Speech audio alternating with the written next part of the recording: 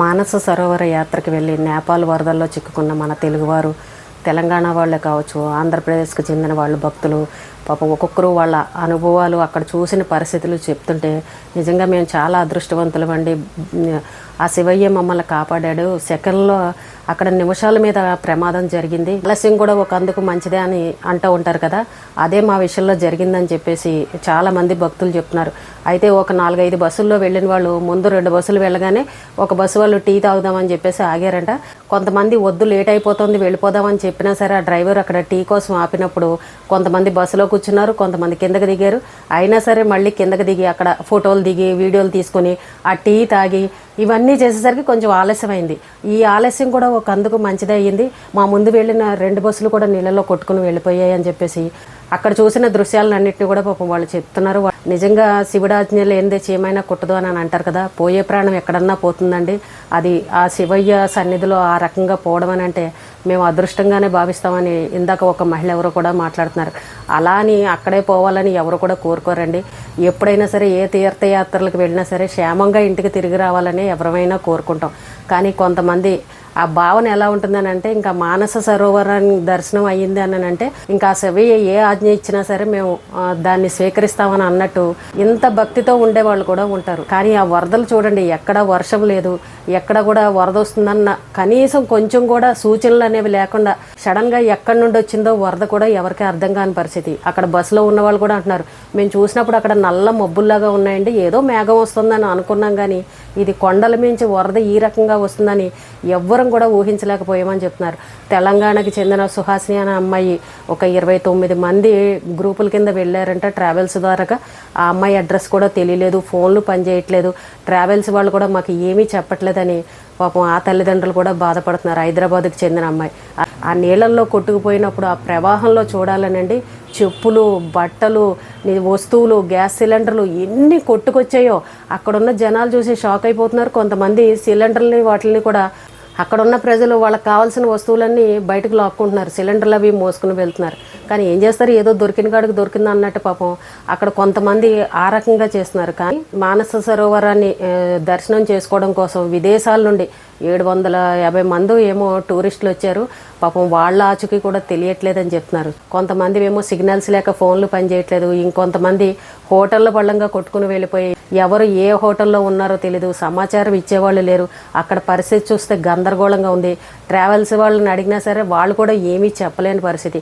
మరి అక్కడ ఉన్న వాళ్ళే కొంచెం బయటకు వచ్చి మేము క్షేమంగా ఉన్నామని ఒక్క ఫోన్ చేసి ఇక్కడ ఉన్న వాళ్ళకి చెప్తే కనుక అప్పుడు ఏ విషయం అన్నా తెలియాలి. కానీ నిన్న జరిగిన ఘోరం అయితే మాత్రం చాలా దురదృష్టకరమైన చెప్పాలండి. గతంలో కూడా కేదార్నాథ్ ఆలయం దగ్గర కూడా ఇలాగే వందల సంఖ్యలో మన తెలుగు వాళ్ళే కావచ్చు, అక్కడ వాళ్ళే కావచ్చు, ప్రాణాలు కోల్పోయిన వాళ్ళని చూసాం. ఆకస్మిక వరదలు ఎప్పుడు ఎలా ఉంటుందో అక్కడ వాతావరణం చెప్పలేమని అంటారు. కానీ ఇదైతే విచిత్రమనే చెప్పాలి. ఎంతోమంది అక్కడ నేపాలీ ప్రజలు కూడా పాపం వాళ్ళ బంధువులను పోగొట్టుకొని స్కూల్ పిల్లల్ని అందరినీ కూడా కొండ మీదకి పాపం వాళ్ళు తీసుకొచ్చి పిల్లల్ని దూరంగా ఎత్తు ప్రాంతంలో పెట్టారంట.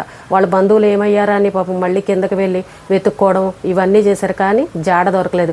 అక్కడ ఏంటంటే ఇంకా అందరూ టీ బడ్డీలు, చిన్న చిన్న షాపులు పెట్టుకుని బిస్కెట్లు ఇవన్నీ అమ్ముకుంటూ ఉంటారు కదా, వ్యాపారాలు చేసుకుంటాం.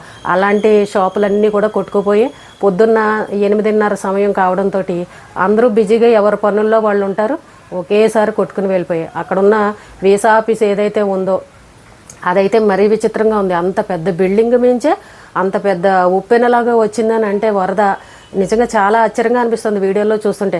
అప్పటి వరకు ప్రశాంతంగా చక్కగా జనాలందరూ అక్కడ తిరిగిన వాళ్ళు, ఫోటోలు దిగిన వాళ్ళు, వీడియోలు తీసుకున్న వాళ్ళు, తర్వాత ఒక్క 5 నిమిషాల తర్వాత చూస్తే దాని పరిస్థితి అసలు రూపురేఖలు లేకుండా అయిపోయాయి. ఇదేంటి ఇప్పుడు ఇక్కడే కదా మనం ఫోటో దిగాము, అసలు ఇదేంటి ఇలా అయిపోయిందని చెప్పేసి ఆశ్చర్యపోయే విధంగా ఉంది. అలాంటి వీడియోలన్నీ మనకి సోషల్ మీడియాలో వస్తాయి. మానస సరోవర యాత్ర చేసుకోవాలి, ఆ శివయ్యని దర్శించుకోవాలి ఆ మంచు కొండల్లో అని, జన్మ ధన్యం అయిపోతుందని అందరూ ఒక మంచి కోరికతోటి వెళ్తుంటారు ఈ ట్రావెల్స్ వాళ్ళ ద్వారాగా ఎంతో డబ్బు ఖర్చు పెట్టుకొని.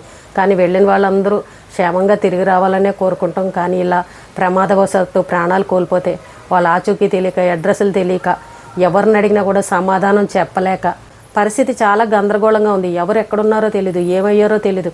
అందరూ కలిసి ఒక గ్రూప్గా ఒక 150 మంది వెళ్ళినప్పుడు అందులో సగం మంది ఇలా అయిపోయి మిగిలిన సగం మంది ఉన్నారని అంటే ఆవిడ అంటుంది ఆ భగవంతుడు ఇంకా వాళ్ళకి అక్కడే అలా రాసి పెట్టాడండి, ఇంకా దానికి మనం ఎవరం కూడా ఏమీ చేయలేము. పోయే ప్రాణం ఇంట్లో బాత్రూంలో అన్నా పోవచ్చు, ఏ గుండెనే పోవచ్చు, యాక్సిడెంట్లో పోవచ్చు, ఇంకెక్కడైనా పోవచ్చు.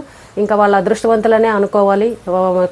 శివయ్య దర్శనానికి వచ్చి కైలాస మానస సరోవరం దగ్గర ఇలాగా జరిగింది అని అంటే ఇంకా వాళ్ళు నిజంగా పుణ్యలోకాలకు వెళ్ళినట్టే అని చెప్పేసి ఆవిడ చెప్తుంటే నిజంగా చాలా బాధగా కూడా అనిపించింది. ఏదో మనం మనస్తృప్తి కోసం పోయిన వాళ్ళ గురించి అలా అనుకుంటాం, కానీ అది ఎంత బాధగా ఉంటుందండి. వాళ్ళు ఎక్కడున్నారో తెలీదు, అసలు బాడీలు దొరుకుతాయో లేదో తెలీదు.